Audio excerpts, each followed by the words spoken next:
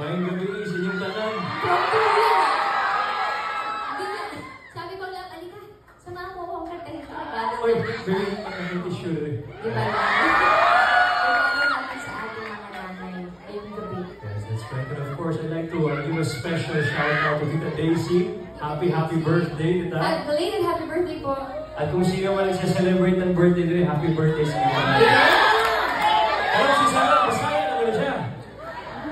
Kung sa may Bisaya, nakabawa, baby. Unsay. Ha? Ihugma tika. Ihugma tika. I love. Baby. Can you recount lang ba ano ba yung isa sa mga hindi mo malilimutan moments with your mama?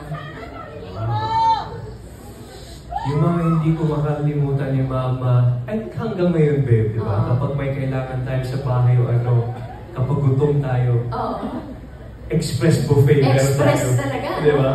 Oh, grabe sila ka-amazing mga nanay. Mga mama talaga. And hopefully one day we can sit in one table all together and have Yes, ako naman. Yes. At ako naman lang, isa sa mga hindi ko nalilimutan pagka dinidismenorrhea ako. Eh, yung dysmenorrhea na hindi po makatayo, gano'n. Kapasakit talaga. Mama! Tatawagin ko yung mama ko. Tapos hawakan niya yung kamay ko, tapos lalagyan niya ng gamot yung tiyan ko.